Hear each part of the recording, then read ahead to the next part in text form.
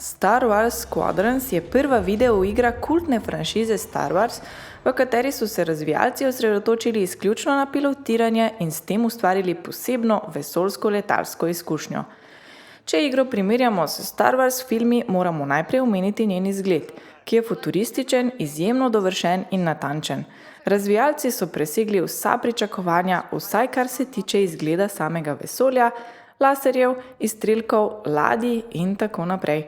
Osredotočili so se tudi na najmanjše malenkosti, tako da je izkušnja med letenjem resnično neverjetna.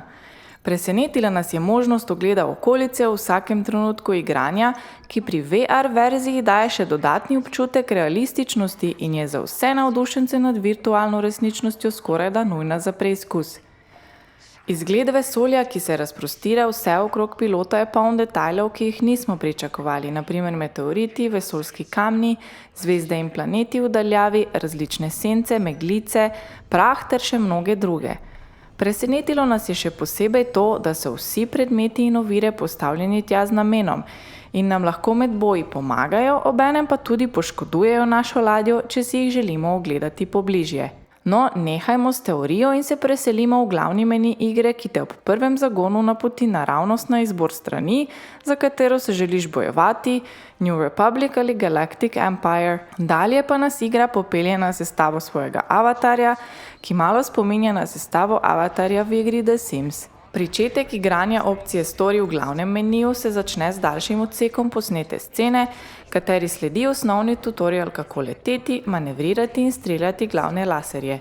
Takoj, ko končaš prvih nekaj izzivov, to je sestreliš nekaj sovražnih ladij, se naučiš prvih trikov, pa te vodilna ladja pripelje v hangar in prve misije je kar hitro konec. V hangarju pa nas čaka neprijetno presenečenje, saj se hitro zavemo, da se ni mogoče premikati po prostoru, kot bi nam bilo normalno.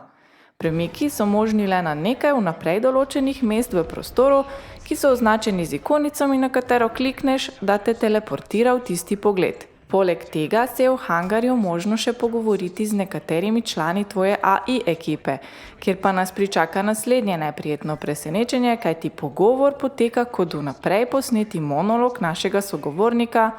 Smo z avatarjem sicer prisotni, vendar pa se ne odzivamo, niti se ne sliši ali vidi odgovora, ki smo ga sogovorniku podali. Po pogovoru pa nas čaka še tako imenovani briefing oziroma sestanek, kjer dobiš vizualna navodila, kot tudi ustno obrazložitev poteka naslednje misije.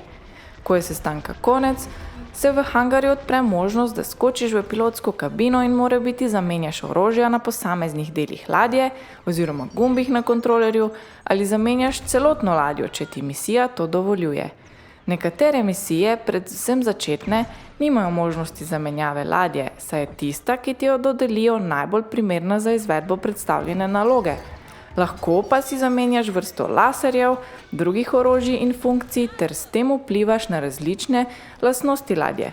Hitrost, pospešek, manevrske sposobnosti, ščit in odpornost na škodo. Skupno je v opciji Story 14 misij, ki se počasi razvijajo, kot tudi ti kot pilot vzporedno razvijaš nove sposobnosti, spoznavaš nove ladje, nove možnosti streljanja, trike letenja, nova orožja, spremembe targetiranja in izmikanja, premikanja med tarčami, zgoščevanja moči ladje na ščite, orožje ali letenje in še mnoge druge. V skoraj vsaki misiji imaš nov tutorial ali kombinacijo gumbov, ki je primerna za določeno situacijo.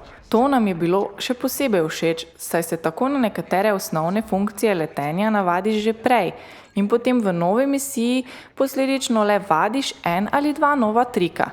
Težava pa nastane pri misijah, v katerih dobiš več vzporednih izzivov naenkrat in se ne osredotočiš na pravilnega.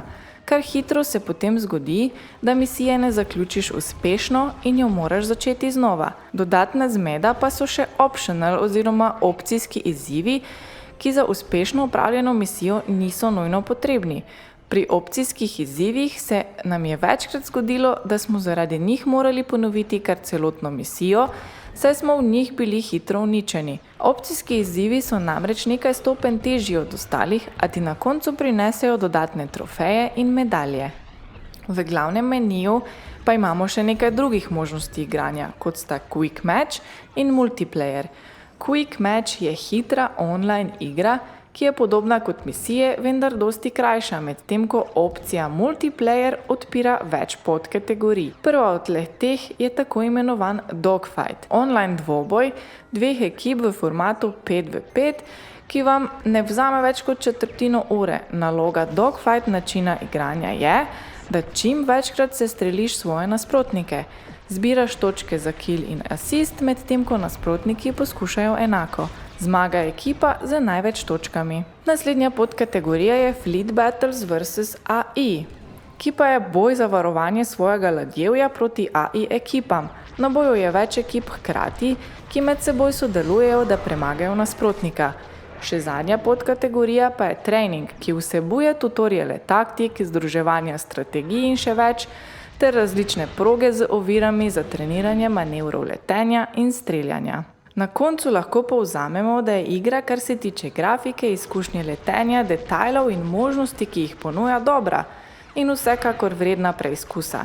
Vsebuje sicer napake in moteče elemente, ki naredijo igro med misijami dolgočasno, a vendar mislimo, da ima igra zelo dober potencial in upamo, da ji sledi še kakšna nova, izboljšana verzija ali nadaljevanje. Letenja in pilotiranja pa se še nismo naveličali, tako da bomo še skočili v pilotsko kabino v videoigri Star Wars Squadrons.